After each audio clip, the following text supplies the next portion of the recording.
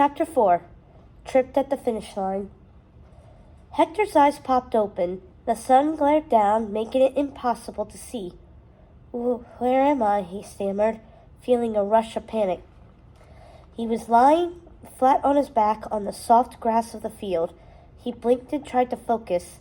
The last thing he remembered was climbing the wall, then watching the girl do that sick move, then losing his grip and falling.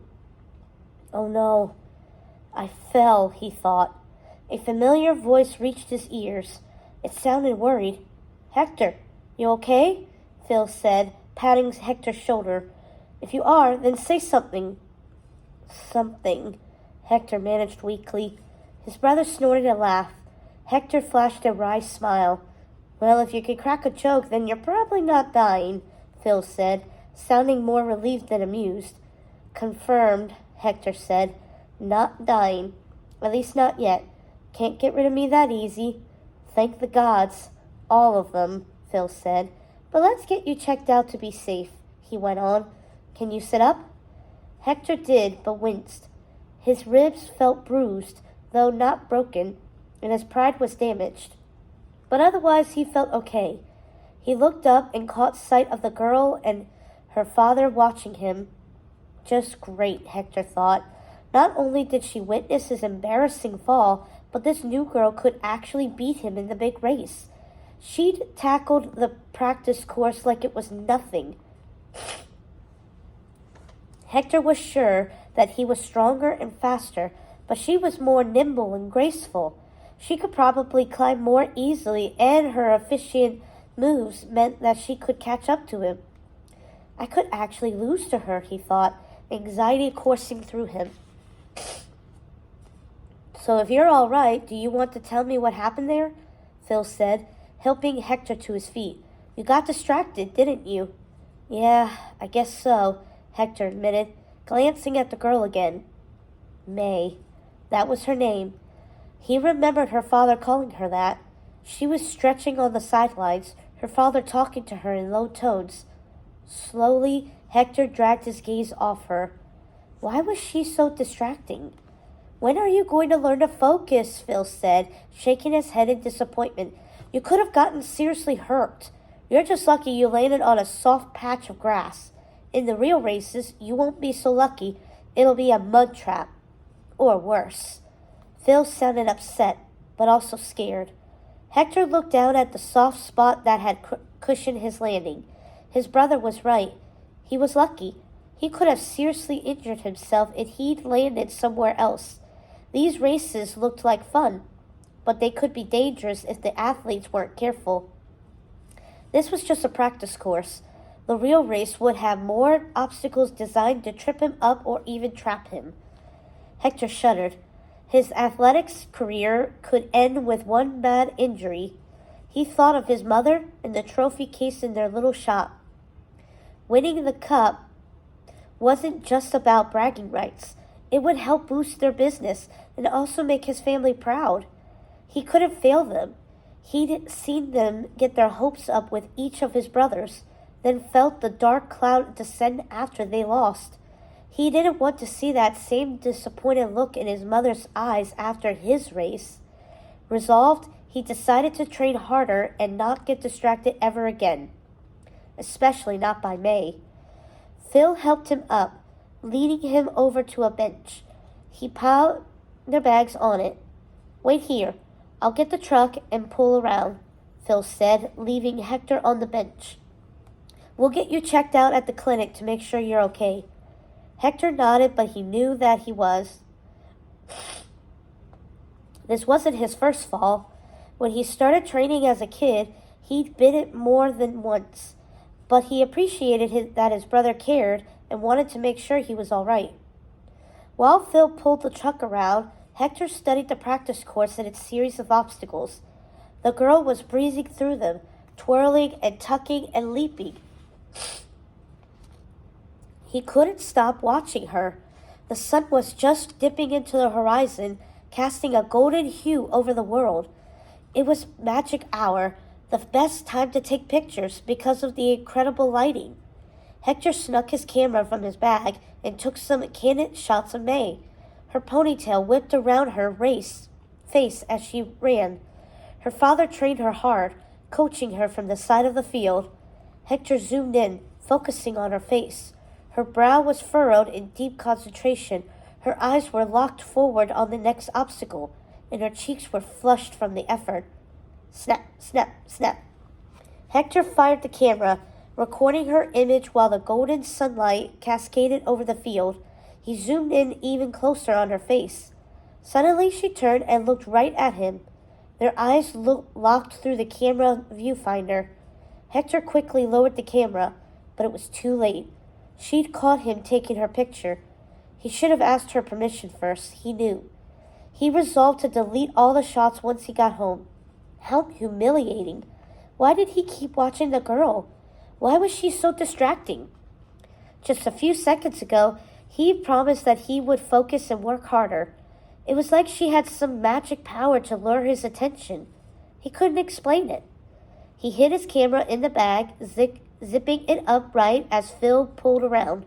The truck chugged, spewing exhaust fumes. Hector's heart thumped harder. That was close. Rise and shine, Wonder Boy, Phil called. It's prelim time. Hector groaned in his bed, then sat up sleepily. He didn't like a Wonder Boy. He didn't feel like a Wonder Boy, even though he wasn't hurt from the fall, not really. The soreness in his ribs had already faded away, but he didn't feel up to the race at all. He turned and squinted at the window. At least it looked like a lovely sunny day. Hector sat up and grabbed his camera. He thumbed the buttons, navigating to the saved pictures and pulling them up on the digital screen. May's face flashed across it. They were zoomed in close-ups. Her intensity was clear in her gaze. Despite his promise to delete them, he hadn't yet. He told himself that it was smart to study the competition, but really, he was fascinated by the way she ran the track. Something about her just captivated him. Maybe it was how she seemed so confident and sure of herself, the opposite of how he felt. Who are you? He wondered, flipping through the images so fast they became animated and looked alive, like in a movie. Still, he resolved that he wasn't going to lose to her. Not today. He trained practically his whole life for this race. This was the final practice run before the real deal next week. Everyone in town would show up to watch. He was ready. He had to be ready. He didn't have a choice. Unlike taking pictures, where he could always take another one or edit them to fix the mistakes, in racing there were no do-overs or repeats. You only got one chance to win the Zeus Cup. With a sigh, he flicked his camera off and set it aside, then got busy changing and getting ready for the race. You ready for this? Phil said when Hector appeared in the kitchen in his racing uniform. It had lightning bolts across the chest. You know it, Hector said, mustering up as much enthusiasm as he could. Good luck, his mother and father said in unison, making his mom chuckle. We'll meet you at the track with the rest of the entourage, Dad added with a wink. Dad, your brothers do not count as your entourage, Juan said. Yeah, plus you gotta be famous to have an entourage, Luca added. Wow, teenagers, Dad said with a snort. Can't live with them? Wait, that's it. That's the whole saying. Wish they told us what we signed up for at the hospital before we took you home, Mom added with a wicked grin. Should have read the fine print. They both laughed while Luca and Juan pouted. Hector shouldered his athletic bag and headed for the door behind Phil.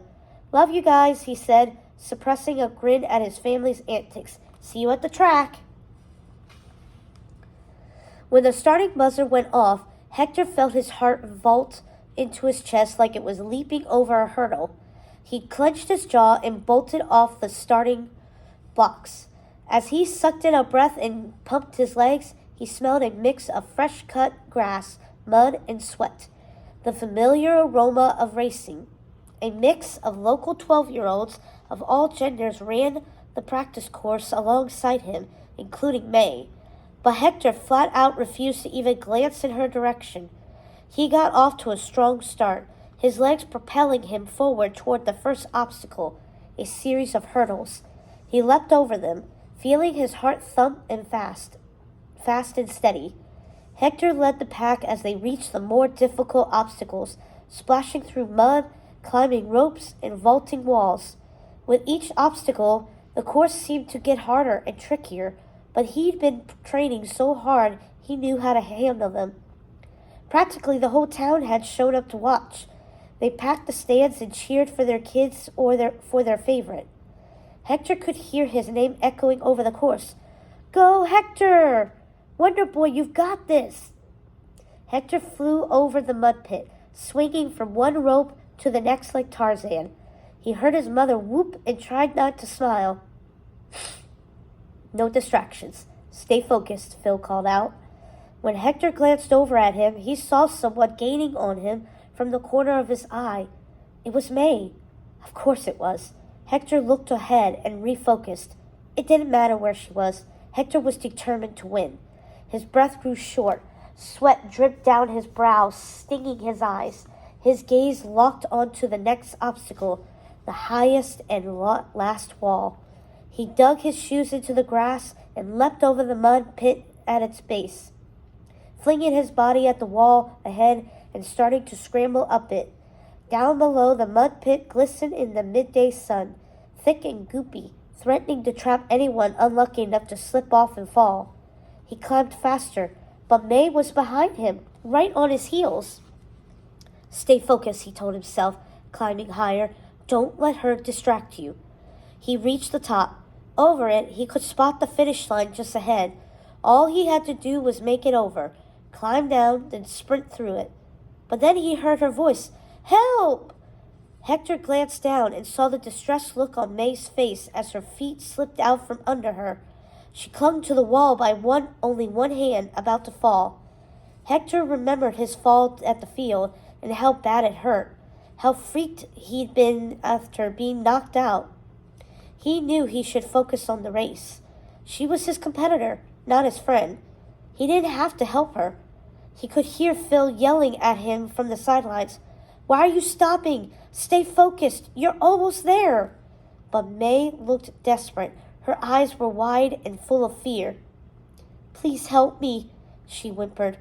Hector knew he should just keep climbing, but he couldn't let her fall. It wasn't the right thing to do. He was better than that. "Here, grab my hand," he said, reaching down to help her back onto the wall. She reached her free hand up, but instead of letting him help her, she yanked him down, causing him to slip. He clung to a handhold with one hand. It all happened so fast. As he dangled there, she shot him a wicked smirk, then climbed up the wall and sprang onto the top of it. She'd tricked him.